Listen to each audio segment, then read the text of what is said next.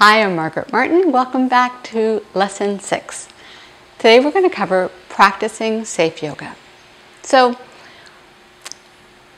you heard about my history. You know I've been involved in movement for a long time, but my involvement with yoga didn't really happen till about 2010. Now, like everybody, you're invited to yoga class with a friend. Whether I was living in Newfoundland or in California or British Columbia, I'd jump into a yoga class.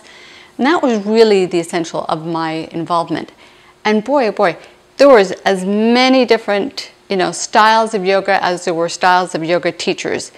And before my involvement in the world of osteoporosis, I didn't really think too much about, the poses that were being, imposed upon the class or upon my body following the class.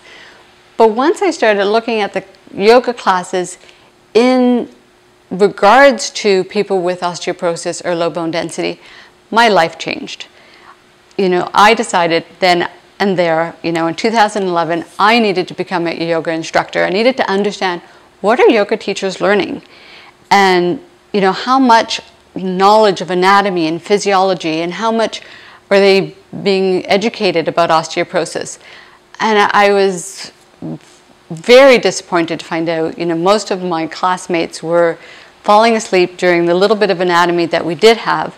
There was absolutely nothing taught on osteoporosis. When my teacher, who was very well recognized in the capital of Canada, the city, I asked her what osteoporosis was, and both she and her instructor defined osteoarthritis beautifully, had absolutely no understanding of the forces that forward bends placed on the human body and how it put people at risk for fracturing their vertebrae. And so that led me to one more step, and that was writing the book, Yoga for Better Bones.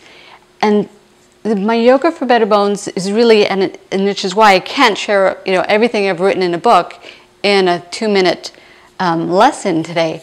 But rather that if you practice yoga, then I really invite you to purchasing my Yoga for Better Bones, because in understanding the poses that you need to modify and that you need to adjust, or some poses that you just need to avoid altogether, that's going to allow you to have a safe and joyful practice so that you can go into your class feeling empowered and knowing that you're doing everything safe and right for your body.